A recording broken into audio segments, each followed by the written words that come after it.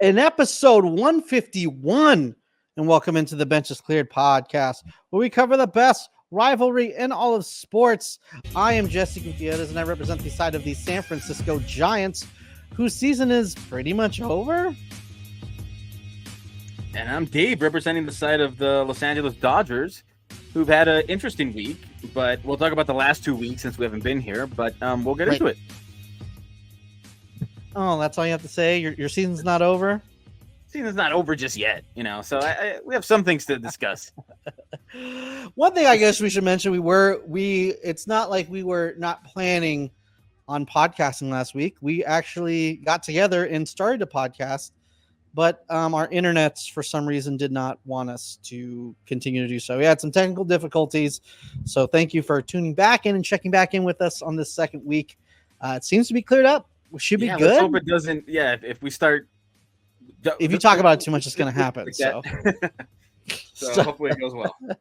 Let's go around the league, and this did happen, I think, quite a while ago, but I think this causes a little bit of discussion about what we wanted to talk about a little bit last week. This whole Nick Castellanos and versus the Rays. I don't know how to say the pitcher's last name, so I feel like I'm just gonna look stupid and fuck it up. But Uceta? Yeah. John Cena. I don't know who. He is like John Cena because you're not going to see him for a while. He got suspended for 3 games or something?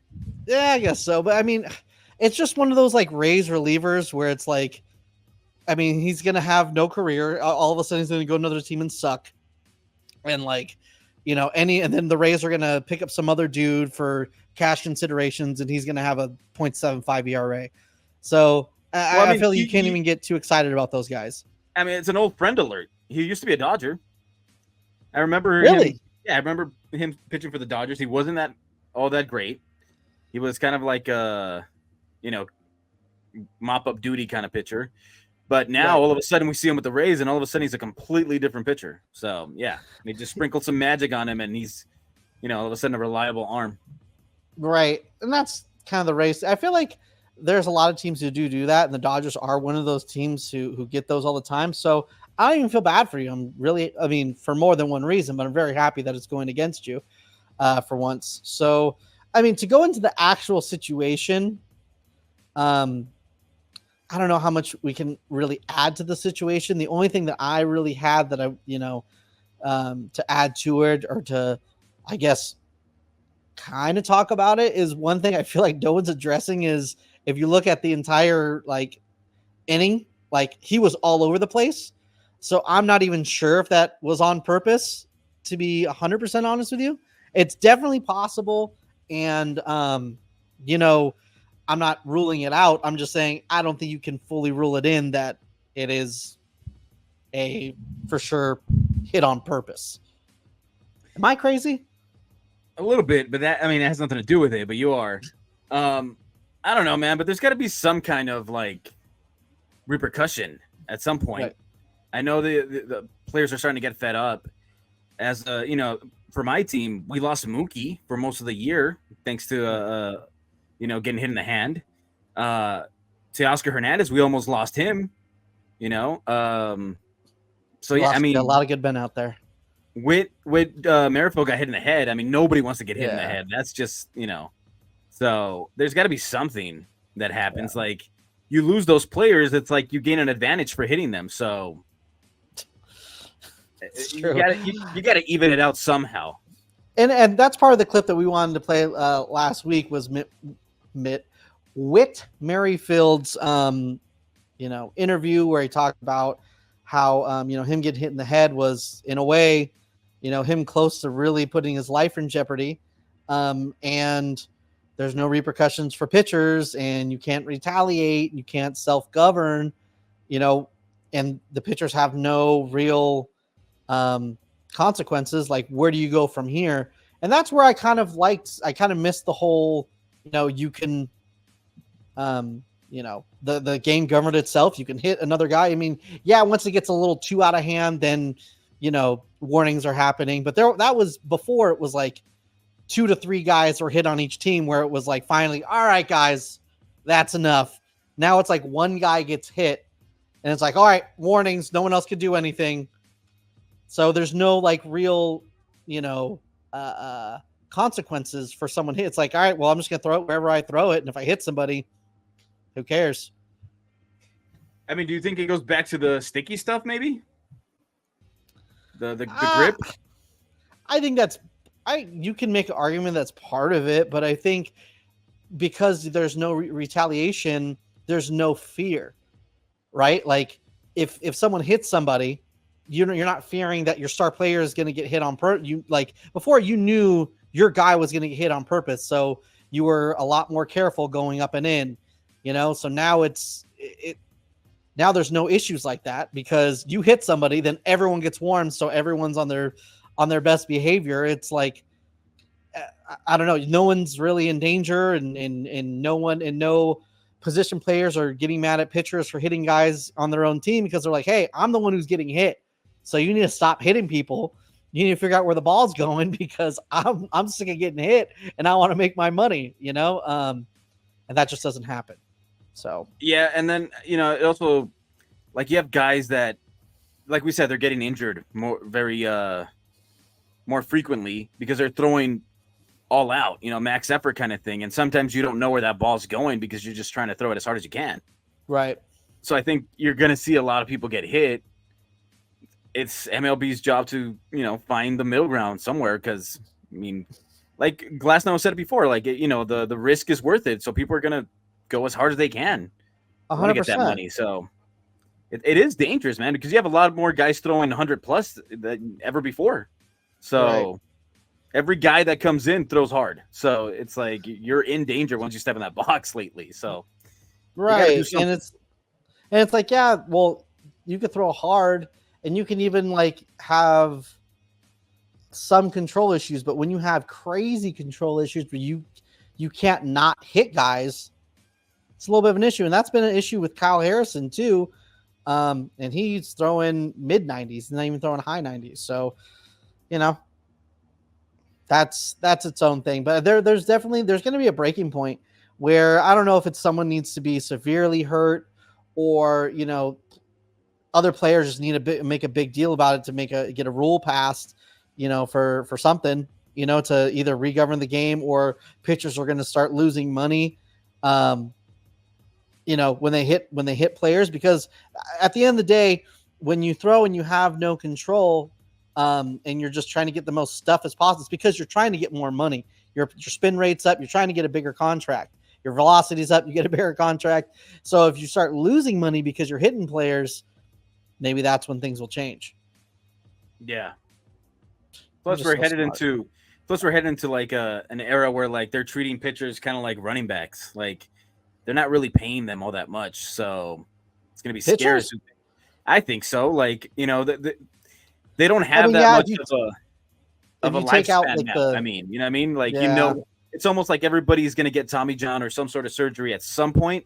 So why invest so much in them kind of thing? It's like, it seems like it's like top heavy, right? So like the highest paid players are pitchers, but at the same time, there's a lot of guys who get less. Like if Blake Snell was a free agent, I don't know, 10 years ago, he had this off season instead of, 2024 is 2014. He would have gotten a long contract. He would have gotten paid. And now because he's 35 or not 35, sorry, he was 31, I think this off season. No one wants to give him the big contract for, 5-6 years or whatever. But so that I get what you're saying. I just wanted to clarify because I know if it just would have said what you were saying, people would have been like, you're so dumb. Max Scherzer makes $43 million a year. It's very top heavy. So I get what you're saying. There's going to be those guys that are great are going to get paid. But then the middle guys, they're like, well, you're not going to last that long. You might get us, we'll give you just this much. So Blake Snell's pretty great, but yeah, we can talk about that. We can talk about that another day, or we can talk about that all day if you want. We can just dedicate this whole podcast. Or we can talk about that no day. We can talk about Blake Snell no day. No day. Yeah, well, let's talk about these last 2 weeks in Giants Dodger baseball, whatever. And maybe I'll go first because I'm already here, and why not? Well, Giants suck. They lost the Are series you to the Marlins. are you past being mad? Are you just disappointed now, or are you? I think we talked about this a little bit. I'm probably the most disconnected I think I've ever been, to where I don't have that little bit of, like, if this was like 3 years ago and they were in the same situation, I feel like I would be like, man, if they just sweep this next like series, imagine if they sweep this next series, like they could technically kind of, and to where I'm legitimately there for sure out of it. I don't think I really get upset.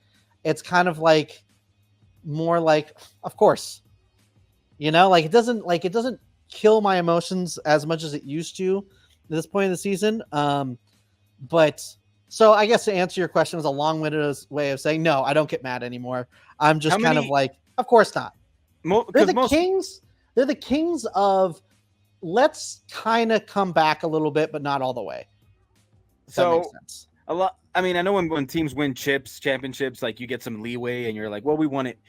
Has that run dry yet, or are you still like, we can still hang our hat on, whatever, how many years ago it was, but like, as far as an organization, no, that's past. Like, if I'm talking shit, then that's completely valid. Are you kidding me? That was just 10 years ago for the last World Series. So if I'm talking shit, then yes, it's very valid. But as an organization, it's like The Sopranos. It's over. Get a new show. All right. Yeah. No, because everybody's like, oh, well, that was last year. Now we're gonna, no. If you lose, you're still okay because you won last year.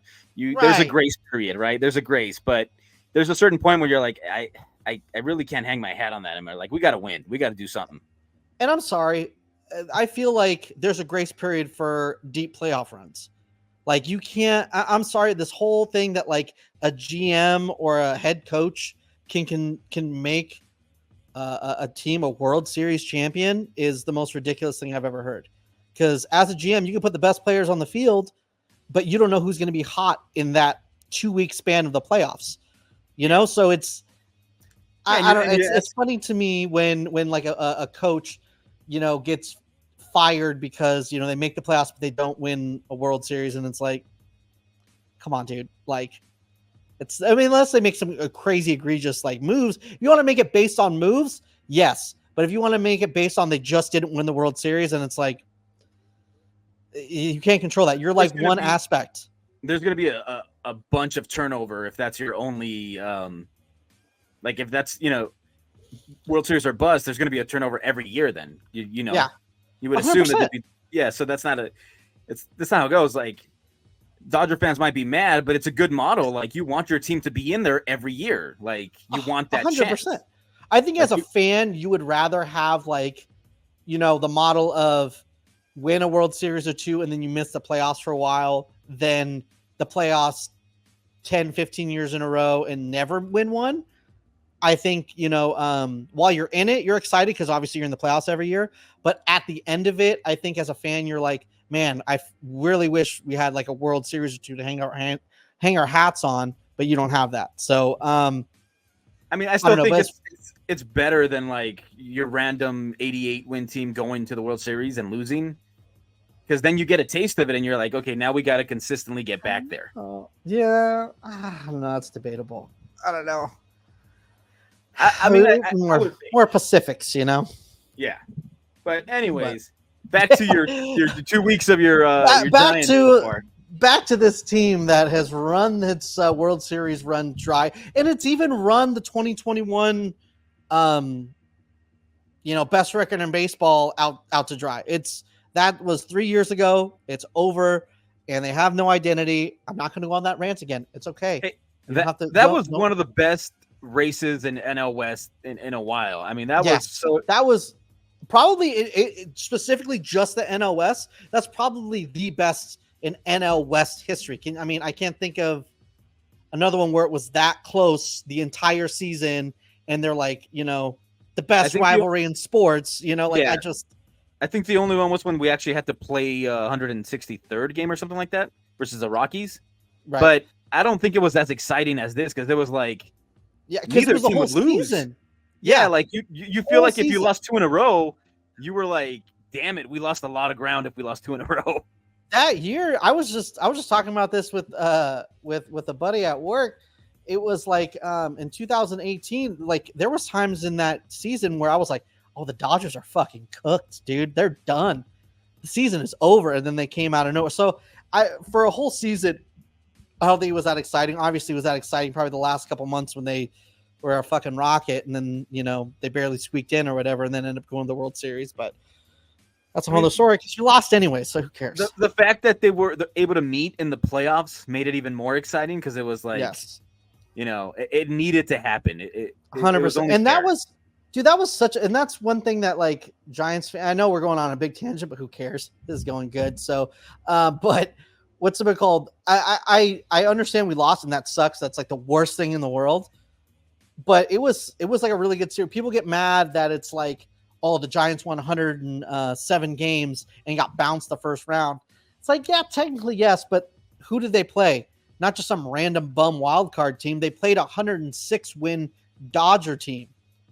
Like it was, and it went to 5 games, and the Dodgers won on a single, like a single, which if he would have swung a half second earlier, the game could have went on. It could have went a different way. It's a game of inches. So it was that close. I'm not discounting the win. I'm just saying it was that close. So yeah, that's what I'm. Yeah, that was the best. I think obviously besides the World Series, that was probably the best matchup of the playoffs. I think it was such a good series. Yeah. Yeah. But anyways, that was good times before. More to the Giants losing and how they suck. They lost at home to the Marlins. At home to the Marlins. They got swept by the D-backs. Oh no, actually they did not get swept. I wrote that wrong down in my notes. My bad. Sorry. They lost the series of the D-backs. They did win this series of the Padres, and now we're at a split with the Brewers. You for that one, right? Like I almost jinxed it because you guys were up like 7-0 or 7-1, and I go, yes. I forgot what I said. I'm like, oh, you guys are doing the Lord's work. You're doing the Lord's work, right. And then I look back, and it's like 7-6. I'm like, what just happened? It's okay. We got a Ryan Walker. He could pitch 14 innings in a row and just be the best guy, best reliever in baseball. Right now, we're on a split with the Brewers. Who knows who's going to win tonight? They could score 8 runs in the first 2 innings again, or they will get no hit into the 6th inning and lose the game. That's just the Giants' way. I am nowhere near a Giants fan, but it wouldn't be the worst thing in the world if the Brewers somehow lost today. I'm not hoping that the Giants win. I'm just saying I hope the Brewers lose. I'll take either one. So, and you know what's so funny is I was going to come on here and kind of I was like, let me look at these months and see kind of what went wrong in the season, because there were the first 2 months. The Giants had 2 starting pitchers. And I was expecting to be like, well, one good thing you can hang your hat on is Giants have been playing a lot better ball, at least for the eye test. It looks like it. But when I did the breakdown from month to month, their record, they are a 500 team through and through. I mean, April, they're 2 under. May, they're 2 over. June, they're 3 under. July, 1 over. August, 1 over. In September they're 1 under, which right now they're 2 games under 500. So they are like either 2 to 3 games over, 1 to 3 games under. I did want to ask you something, because obviously you follow them much closer.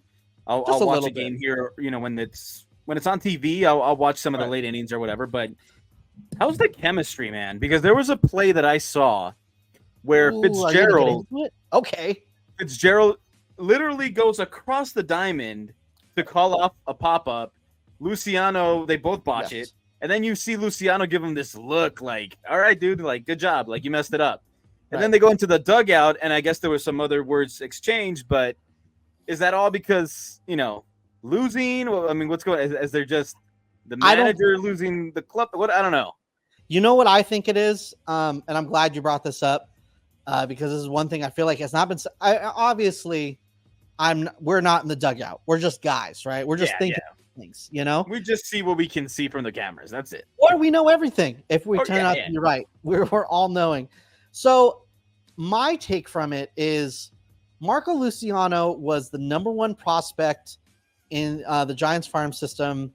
It was him and Harrison back and forth for years. He was the guy. When he first got signed with the Giants, when signed in the international signing pool. I'm not thinking of the right word right now. I want to say draft, but I know it's not a draft. He was rumored to be going to be like a number one prospect in all of baseball. He was supposed to be the guy. And everyone kept saying he's not a shortstop. He's not a shortstop. And the Giants kept putting him at shortstop throughout his entire minor league career. He was supposed to be the savior, the dude. And this year they're treating him very funny in the way they were treating Heliot Ramos. It's basically come out. We don't trust you at shortstop. We know you're not a shortstop. And here come Tyler Fitzgerald. I think he was like a 4th or 5th round pick. I can look it up really quick, but it's somewhere around there. He's a deeper round pick. Kind of came out of nowhere, didn't have a spot, and now he's the guy at shortstop. Luciano's kicking balls at second. He is just like, you have no idea what you're going to do with him defensively. Maybe you put him in the outfield. I don't know. Or maybe you just make him take ground balls at second the entire offseason. I don't know. But I think it's something to the fact of, because there's so much news and controversy about Luciano's defense and Fitzgerald running all the way over, basically bad news bear style, trying to take his freaking pop fly, is basically him, Fitzgerald, and the team saying, we don't trust you to catch a pop fly because we think that's how I would take it if I was Marco Luciano. And you're like, hold up, I was the effing guy. And now this guy's going to come up and he's going to try to just catch my pop flies in front of me. You know what, dude? F you. We need to talk, whatever. And that's kind of the way I took from it.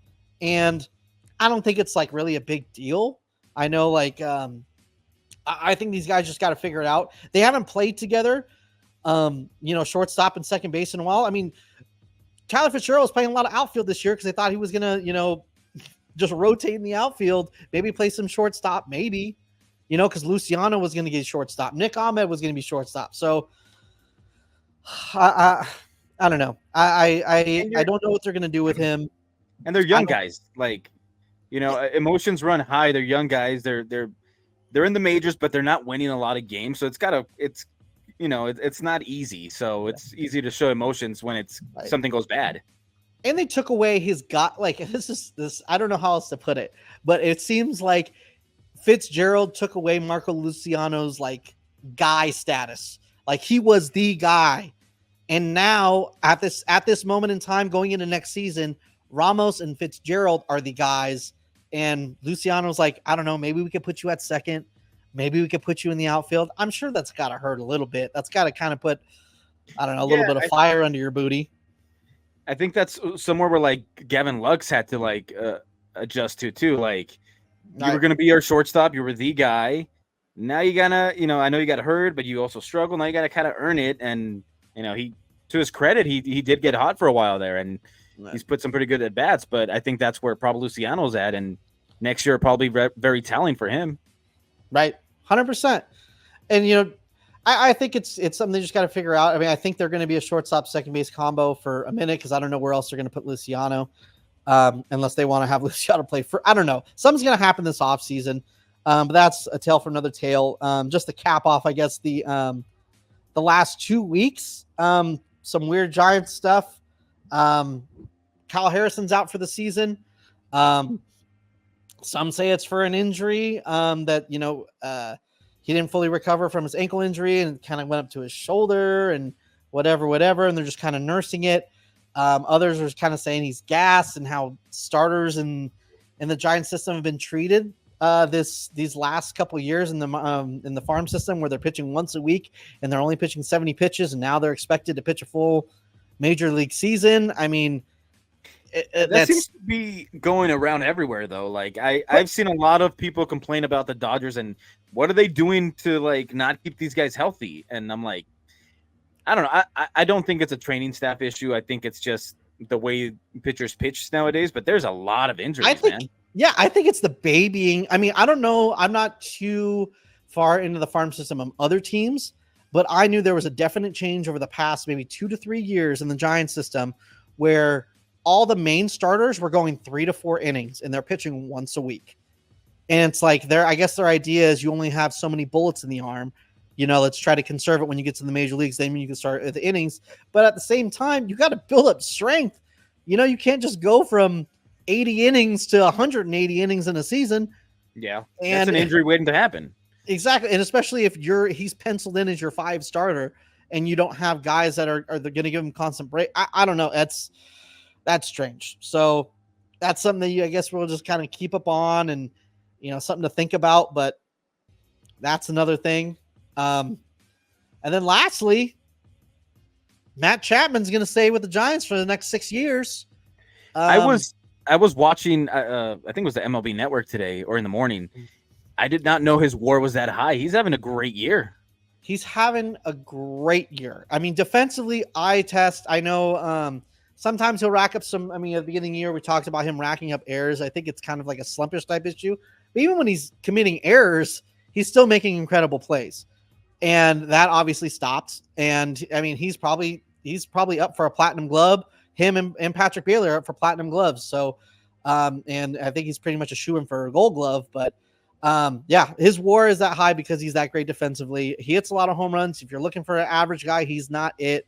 But I feel like they have like a good veteran to kind of build around. And I honestly have maybe a weird take where I feel like the Giants are a little bit closer than maybe people are giving them credit for. I think they need one legit serious bat, and they're a legit contender for the playoffs, not just the last wild card, but maybe a top wild card.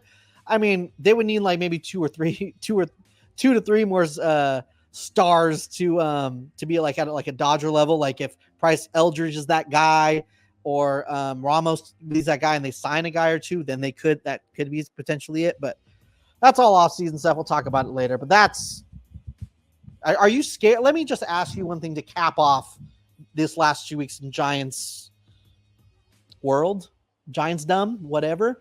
Yeah, when you hear that Matt Chapman's going to be on the Giants for the next 6 years, is that like, oh, damn, or is it like, hell yeah, that guy sucks? Offensively, I didn't know he was having that good of a year. So yeah, I don't know. He's very streaky. So yeah, he'll be like really shitty and then really good. So I've seen him get some hits.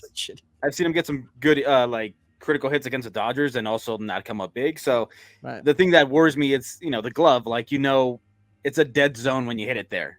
You know what I mean? Right. So, and we're going to have to deal that for however long the contract is, kind of like Machado or Renato when he used to be here. So, yeah, and that part, yeah, but I mean, the rest of the lineup doesn't really scare you right now. Right. Now, if you pair him with a couple good hitters, then you're like, okay, crap. Yeah. But he's a very good, like 6, maybe 5 hitter. Yeah. But when he's like, when you're counting on him to be the fourth or whatever, it's not the it's not the same. You can live with that. Yeah. Doesn't hit that hard. Yeah. But anyways, the Dodgers now talking about some good things, or kind of things good that actually have weight and meaning for the rest of the year. It's been a really interesting week or a couple of weeks for the Dodgers. They lost Gavin Stone, just randomly out of nowhere. There was no indication that he had been hurt, but then all of a sudden, oh yeah, good morning, he's hurt. He's who knows if he's coming back. And we're like, well, okay, cool. And then Yamamoto came back, which was like, that was great. And he went 4 innings and he looked amazing, But there's also, you have Buehler and Miller in that rotation. And it's like, oh man, can somebody else get healthy, please? Who else do we have? Because it's been rough. So they hadn't lost the series up until this last one versus Chicago, the Cubs, of all people. But they hadn't lost the series till since the Philly series, and so that streak is finally broken.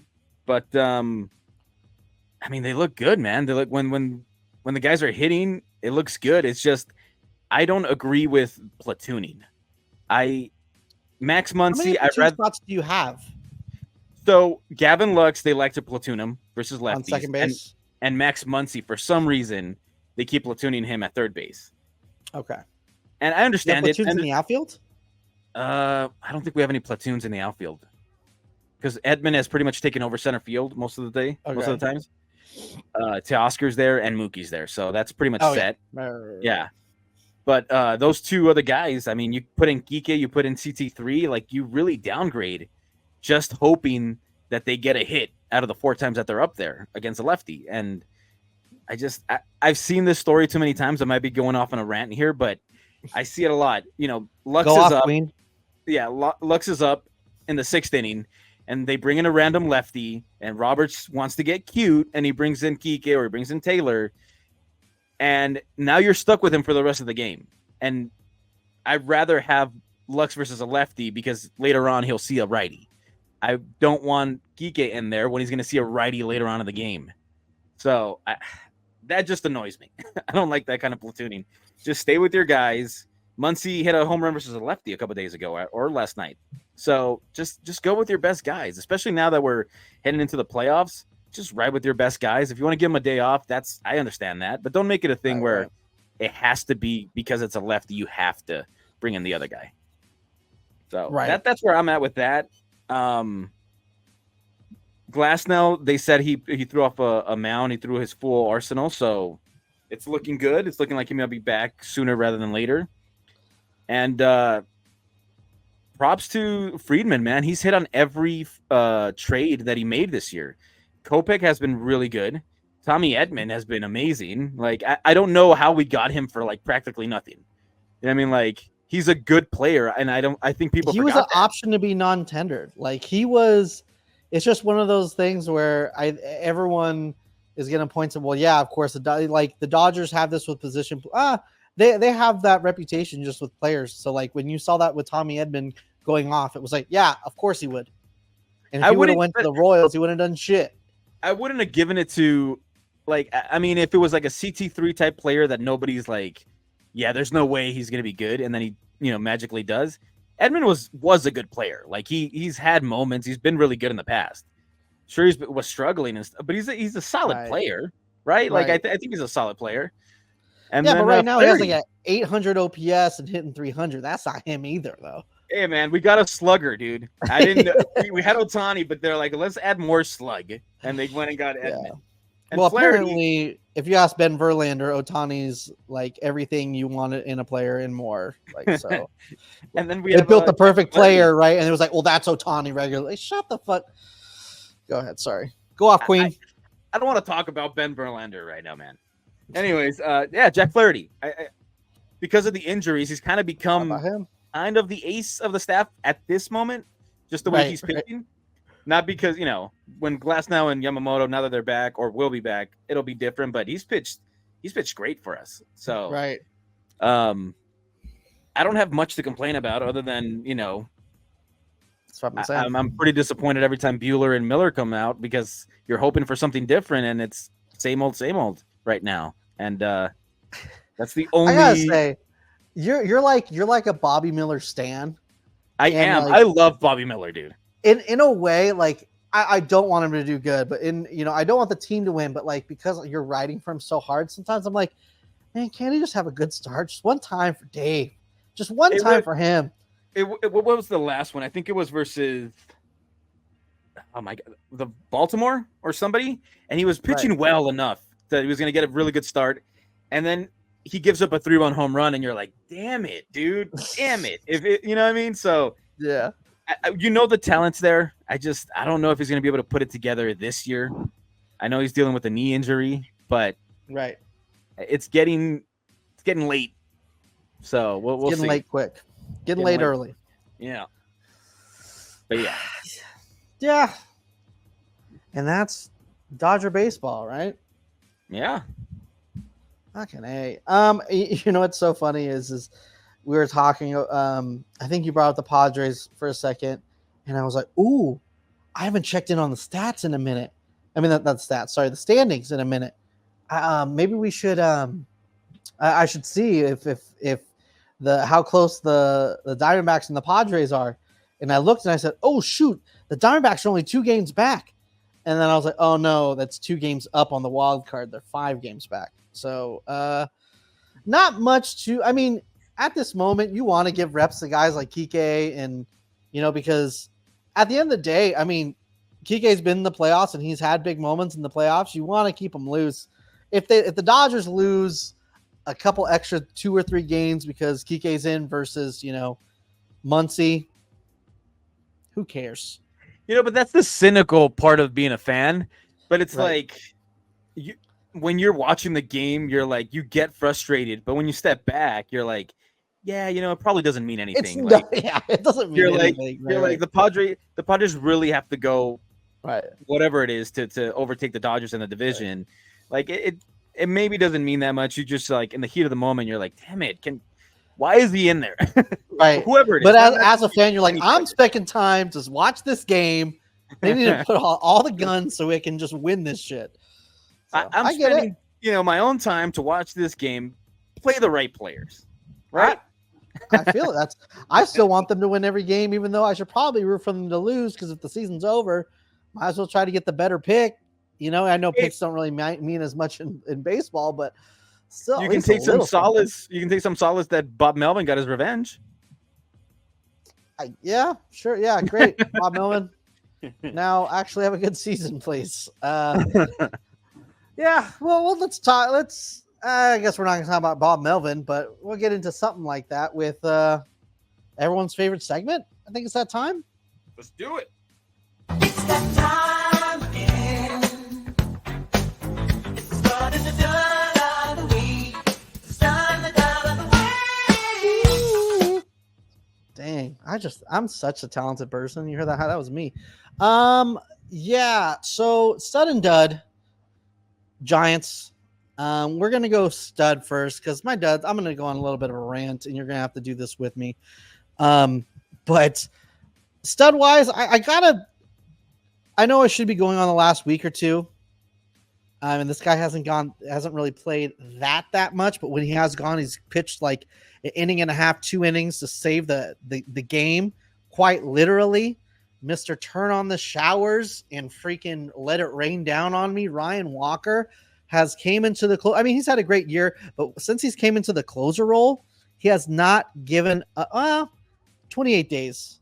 That's that closer role was probably should have done a little more research on that exactly when. But the last 28 days, he hasn't given up one run. He's pitched 12 innings in 9 games, 21 strikeouts, pure domination. I mean, if we can get Duvall like back to close to what he was, and it's a Duvall Walker 8th and 9th inning, next year we're going to be set. We just got to get Duvall's mind right. We But just need Ryan Duvall Walker, yeah, because Duvall looks all over the place right now, man. he looks better now than he did before. I mean, he's still giving up runs here and there, but it's just weird too. And I think it's part of his demeanor. Like even when he was on fire, the way he throws and stuff looks like it's very like you don't care, and it's just so very lackadaisical, yeah. Yeah, but nonchalant. that's him too. You can't get mad at him for that's the way he is. You can't. Everyone can't be the mean, I got it, type dude. That's not him. So you can't get mad at it. But you don't know if it's just his personality or if he just doesn't want to be there because he's not the closer. I don't know. But Ryan Walker's the man. He is it.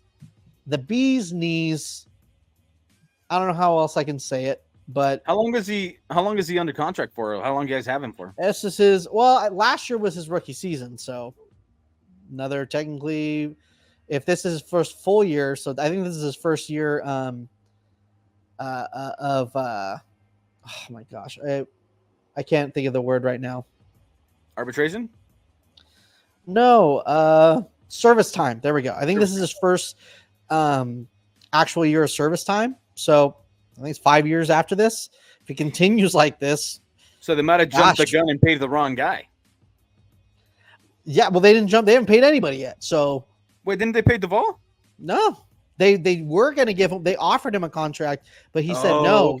Okay. They offered him like a $50 million contract. I would imagine probably for like 4 or 5 years, and he was probably like, some closers are making 20, and I'm the shit, So, ooh. And didn't really work out, which sucks. I want him to get his money, and I wanted it to work out. It just didn't happen that way. Who knows? Maybe Ryan Walker will get that 50 million and put it in the bank and say, let's go. He was like a 10th rounder or something like that. So, yeah.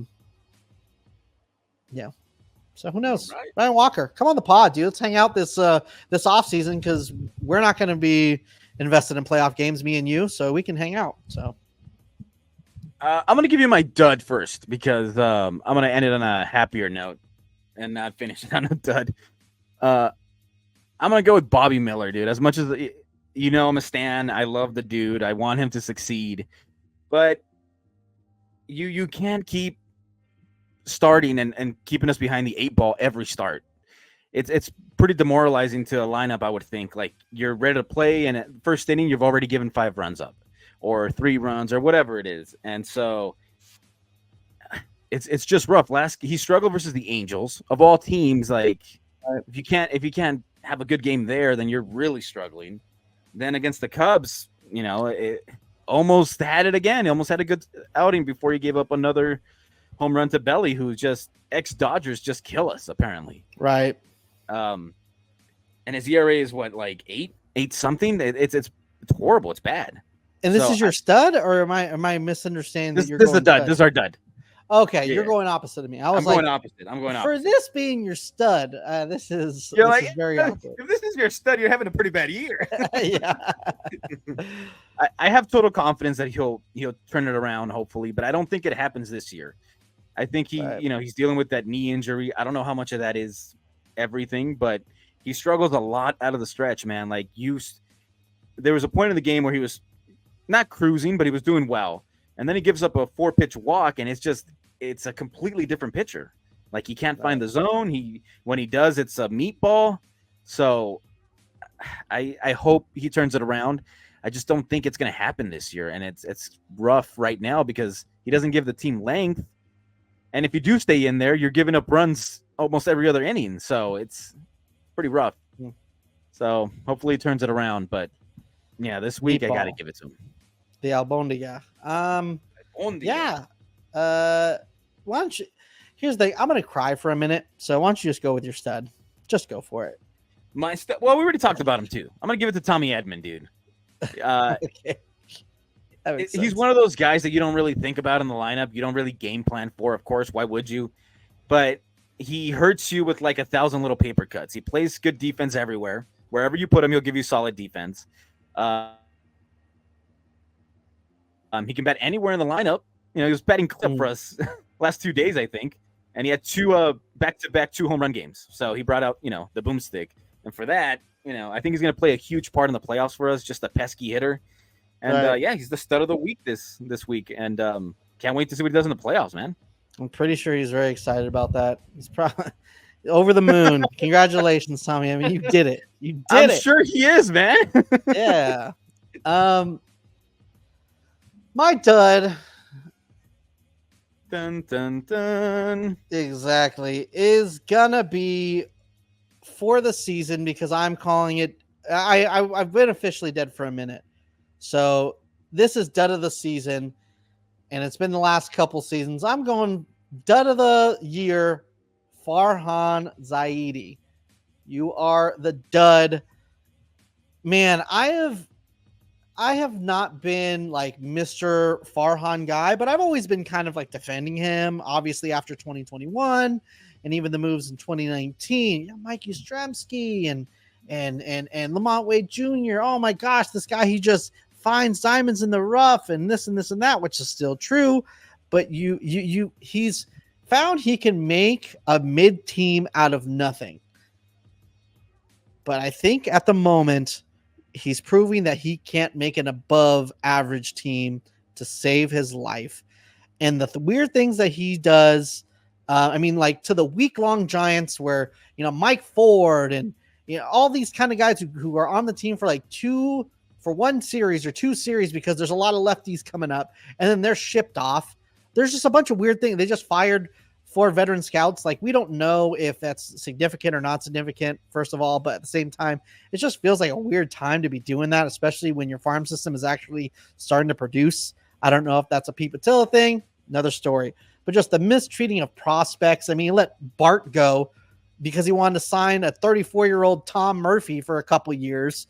But Bart could have been your backup. Like, we've talked about it a bunch. I get it. The up and down of Marco Luciano and Matos this year, the send down of Fitzgerald out of nowhere, not giving Ramos a struggle, time to struggle in the big leagues and giving him actual at bats to where he could have been this guy.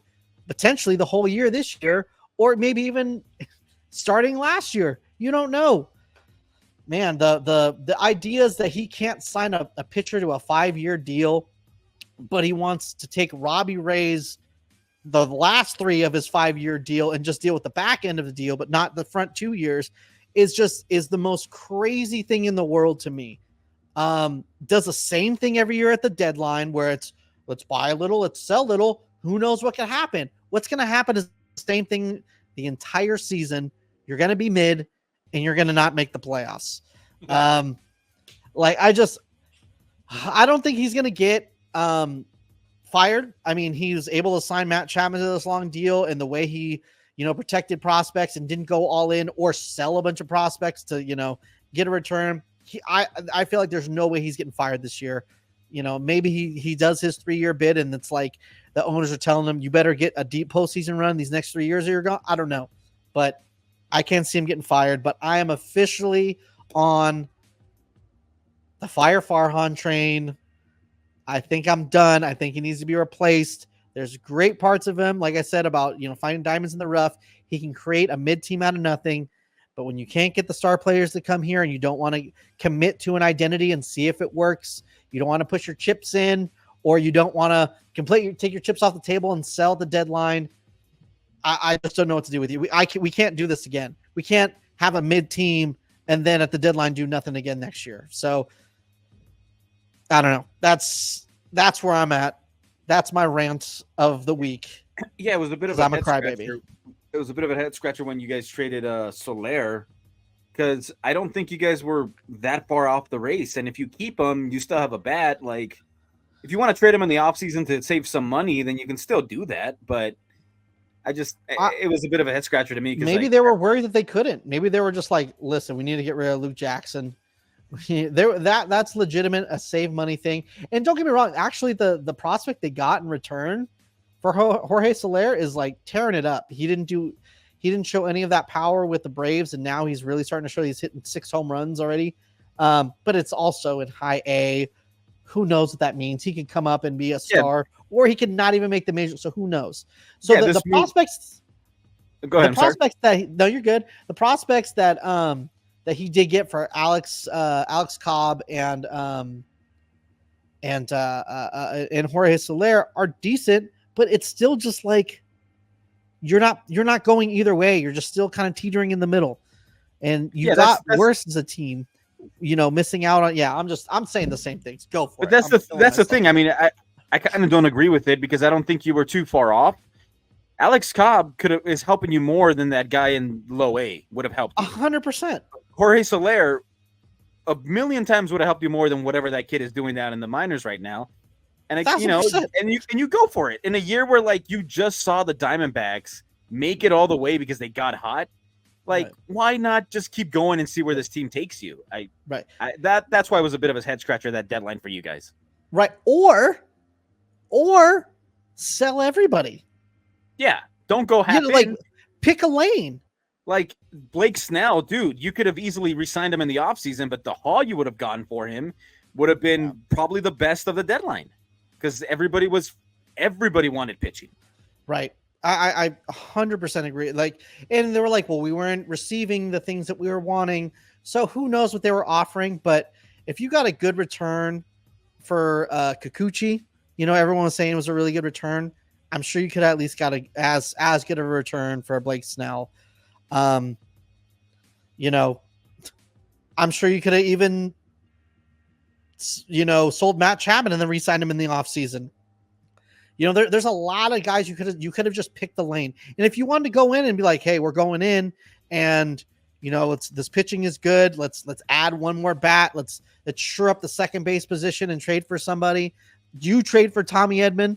Like, it's just that, dude. Like, out of everybody, it's almost like a given that Snell is going to opt out.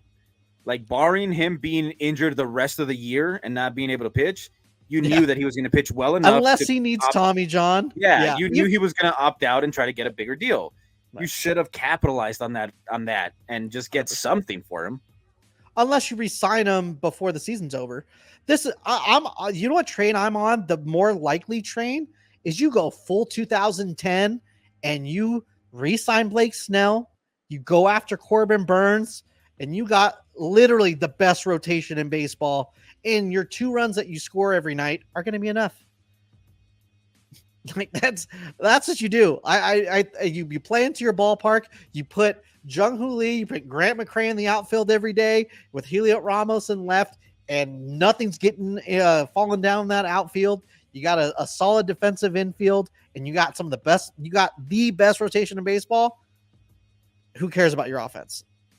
But that's what I'm saying, man. Like, if you think about it, next year, you could have had Soler, you could have had Lee next to him, and then whoever in right field. Like, it just, I don't know. It just doesn't make sense to me. But hopefully he has a plan for you guys, because it doesn't. That's what I'm saying. That's because you can spend a bunch of money on a big name hitter. You don't know how it's going to shake out in Oracle. You don't all this kind of stuff. You just say, fuck it, dude. Who cares how many runs you score? You just need 1 or 2. Give me Corbin Burns. Give me Give me back Blake Snell.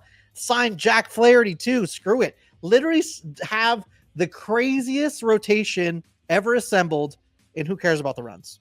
And then you have an identity, like we've talked about. Then you have, there's your identity. You're. And if it doesn't work out, it doesn't work out. But at least you have a lane. Yeah. That you're going. Yeah, exactly. It would have made total sense. But like I said, hopefully he has a plan for you guys, because right now it doesn't seem like there's, like we talked about, like, what are you going to do? Strike out on Soto? Strike out on Teoscar? I don't think Teoscar's going to the Giants if he becomes a free agent. He'd probably go to Boston or somewhere else. Like, whoever misses on Soto is going to get Hernandez if he doesn't go back to the Dodgers. My thing is if that's where my eggs are right now. If you're going to try to get a big name hitter and you can't get Soto, all honesty, I would go after Pete Alonso, just because right-handed power plays a lot better at Oracle. If you want to go that route, if you don't and you just want to do your dumpster finds, then sign these crazy pitchers to crazy deals. Screw it. Yeah, you don't have to worry about Jordan Hicks throwing 180 innings. He could spot start for you and then be in the bullpen. When Blake Snell's out for a couple weeks, because everyone gets injured at least for a little bit. He's out for a couple weeks. Okay, let's do Jordan Hicks. Give me 3 starts. Cool. 3 starts. Then when Blake Snell comes back, hey, you're back in the bullpen. You're going to be our first guy out. You're going to throw 2 to 3 innings every couple days. That's your Sean Jelly. That's. I mean, as a Dodger fan, who doesn't know, how bad we've had it with the injuries? Like, you can never have enough pitching. Right. Like, it's sign them all if you could, because you're gonna use them at some point. Yeah, and that's the thing too. They're gonna and everyone's gonna be like, the Giants don't have their star though. They're not gonna have their star guy who plays every day. If you got a rotation 5 deep of legit dudes, that's what you sell. You got you don't need a star. You sell, like, hey, we got Lee coming back. We're gonna be really fun young team, whatever it is. But we got the rotation that's just gonna lock it down. Yeah, it's like, we don't have a star player that's playing every day, but we got a star pitcher who's pitching every single day. You got Logan Webb, you got Blake Snell, you got freaking Corbin Burns, you got freaking Jack Flaherty, and then you also got, hey, Kyle Harrison's our 5 guy, and he can split time with Hayden Birdsong. They can go back and forth. Just make me the GM already. Larry Bear, You know who you're going to sign, and you're probably going to regret it, but you're probably going to sign them because that's probably who you're going to be able to afford. You guys are going to go get Willy Adames, and he's not going to be the same guy that he is right now, and then it's going to end bad. But I can totally see that. You miss on Soto, you miss on the other bats. He's like, well, we got a shortstop, we got Adames. We gave him a 7-year deal. You could go after shortstop and just move Fitzgerald to second, technically, but that's an off-season question. There's options for you guys to be better, but yeah, I completely understand how you'd be frustrated, and I'm just here enjoying it. That's all.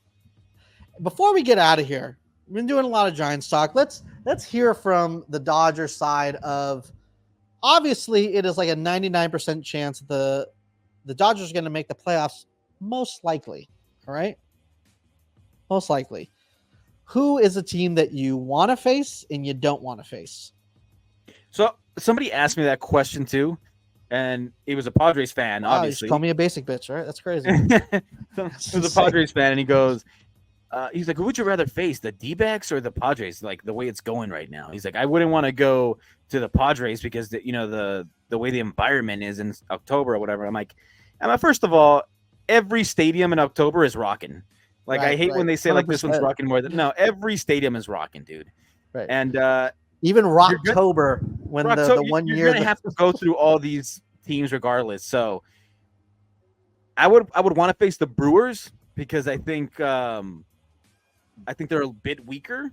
But Okay. you know, I can see that. any team could beat the Dodgers. It's not like it's Right. out of the least. I don't know any division rival, only because they're so comfortable facing us that Merrill Kelly said that last year. He's like, we weren't nervous because we've played there before, so there was nothing to be nervous about. We've played there a million times. But it also So- feels too like, and one thing that I do like about it is it feels, especially with NL West opponents for the Dodgers, it's always like, if you win, yeah, you should have won, and if you don't win, it's like, like What so. happened there? But so That's- yeah, I know that's really hard hitting analysis what I just did right now. But only the best have. to answer your question, honestly, I don't care who we face. I'm more Oh. interested in if the guys just show up. Because if they show up, I think the last 2 years, I don't know where the offense been. I don't know if they Right. just stayed home. I don't know if they didn't, they're scared to come out. But right. we need them to show up this year. And we need to, if we can have at least Glass now or Yamamoto in the rotation, a million times better than having Lance Right. Lynn start games for us. Right. That we, like last Well, year. that's starting to be a narrative that Mookie can't really do anything in the He playoffs. went hitless last year, man. He has to show up this year. I mean, well, the spotlight's always on Ohtani, but spotlight's gonna be on Ohtani. It's like your first playoff thing, So we'll see. Well, it'll be great if we could start a narrative how Ohtani's bad in the playoffs too, just like Kershaw. We get another Kershaw sad meme. I don't know. We'll see. Who knows? That will be the end of me, the death of me, if I start seeing Ohtani hanging his head year after year, dude. Like I've seen it enough with Kersh. I hate it. I don't need to see it with Ohtani. Right. Well, who knows? We might be there. Yeah. And we will be there covering it the entire time because we're here for you. Unless we have bad internet connections like we did last week. Then Unless we will we're not not be there. here for then we're there for you. But we're somewhere for you. We'll be somewhere for you in spirit all the time. But thank you guys so much for listening. And make sure to subscribe to us on your favorite podcasting platform as well as YouTube. Make sure to follow us on your socials. They're right under Dave. And if you're audio only, that's Twitter, Benches Clear P. Instagram, Benches Clear Podcast. And TikTok, Benches Cleared Dave. What do you got for him? Nothing. We're really glad to be back, and we're hoping not to miss any more weeks. No more technical difficulties. And we'll see you next week again. Or you'll hear us next week. Either or. Next week, we will see you. Peace.